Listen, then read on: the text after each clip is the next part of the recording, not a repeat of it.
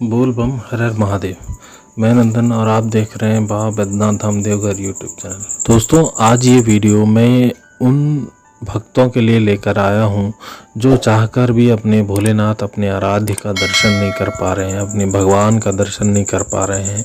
ये वीडियो खासकर उन भक्तों के लिए है, तो वीडियो पूरा देखें, अंत तक देखें। मैं इसमें आपको दिखाने जा रहा हूँ भोलेनाथ का, बाबा बैद्यनाथ का जो सुबह का सबसे पहला पूजा होता है, सरकारी पूजा जिसको हम लोग बोलते हैं, तो वो कैसे होता है, उसकी क्या विधियां हैं और उसमें क्या क्या वस्तुएं इस्तेमाल में आती हैं, क्या क्या चढ़ाई जाती है उन पे।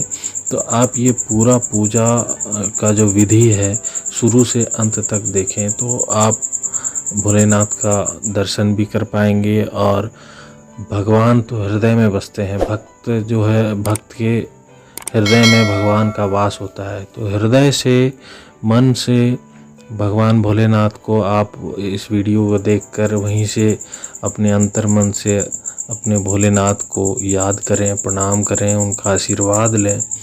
और मुझे आशा है कि आप सब सुरक्षित रहेंगे। बैद्यनाथ हैं, वैद्यों के नाथ हैं, इनके भक्त कभी दुखी नहीं हो सकते हैं, किसी को कोई कष्ट नहीं हो सकता है।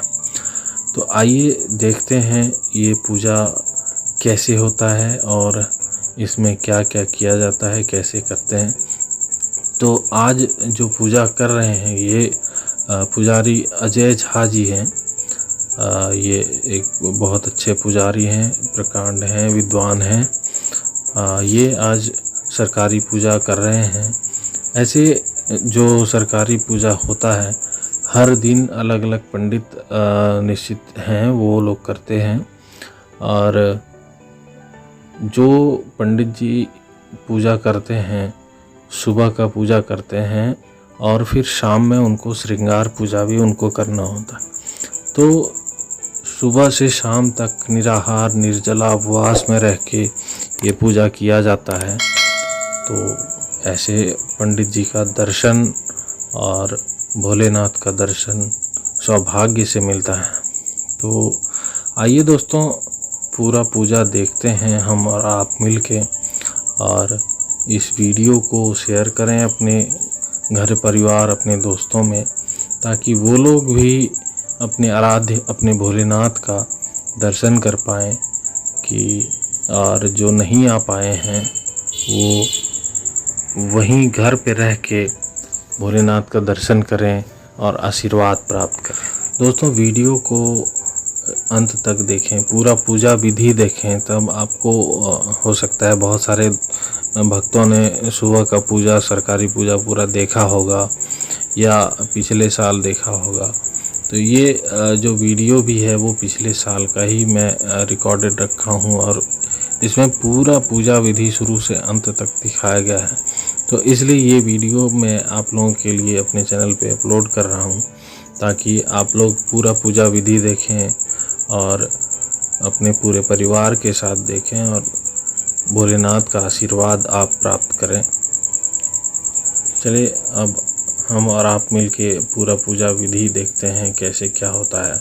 तो अब जैसे पंडित जी ने अपना संस्कार कर लिया है और अब ध्यान मुद्रा में हैं, भोलेनाथ का ध्यान करेंगे और ध्यान करके उनका आह्वान करके उनका पूजा शुरू करते हैं।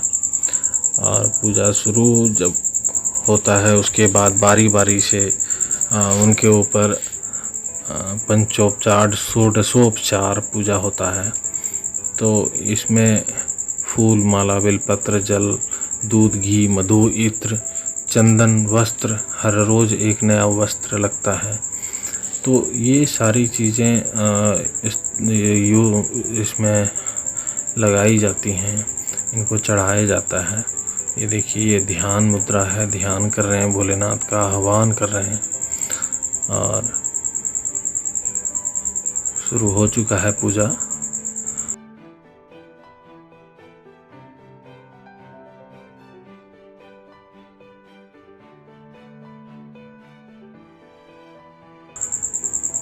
देखिए, अब यहाँ पे एक बहुत सारे भक्तों का प्रश्न आता है कि भोलेनाथ का जो शिवलिंग है, तो उसमें आगे की तरफ पहले फूल चढ़ाया पंडित जी ने, उसके बाद बीच में जो शिवलिंग का जो है वहाँ पे उन्होंने चढ़ाया। तो इसका कारण भक्तों यही है, दोस्तों यही है कि यहाँ पे जो सती का हृदय गिरा था, जब सती अग्नि में चली गई थी, उनको भोलेनाथ अपने कंधे पर लेके यहाँ वहाँ पूरे विश्व में दौड़ रहे थे। तो उस टाइम में विष्णु भगवान ने जो सुदर्शन चक्र से सती का हर अंग काटा था, तो हर अंग अलग अलग जहाँ जहाँ गिरा है वो शक्तिपीठ कहलाया है। उसी तरह यहाँ पे सती का हृदय गिरा था, और सती के हृदय पर ही शिवलिंग का स्थापना हुआ था। जब रावण शिवलिंग को लेके लंका की ओर जा रहे थे, तो विष्णु भगवान ने उनके हाथ से लिया था, और वो शिवलिंग को सती के हृदय पे ही स्थापित किया गया था। तो ये हृदय पीठ भी कहा जाता है, एक शक्ति पीठ भी है।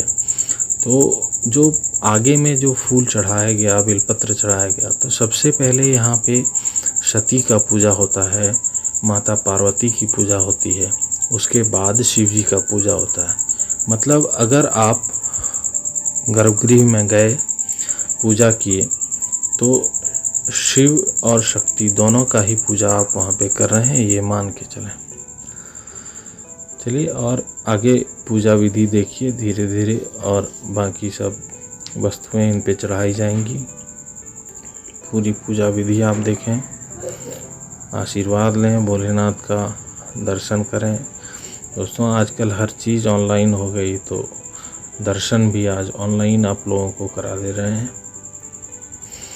दोस्तों इस वीडियो को लाइक करें, लाइक करने से मुझे इनकरेज करें, ताकि और इस तरह के अच्छे से बाबा धाम से रिलेटेड जो भी वीडियो होता है वो मैं इस पे बना के डालता रहूं।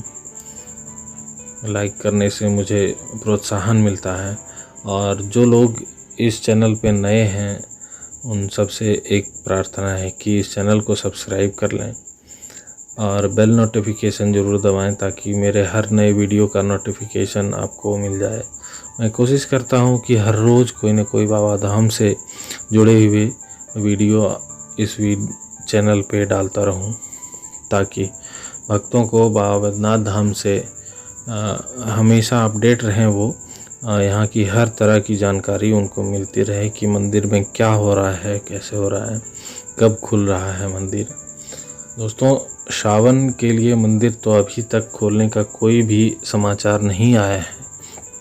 राज्य सरकार जल्द ही इस विषय पे जो फैसला लेगी, और आशा है, हमें विश्वास भी है कि सावन से पहले मंदिर को निश्चित रूप से खोल दिया जाएगा भक्तों के लिए। और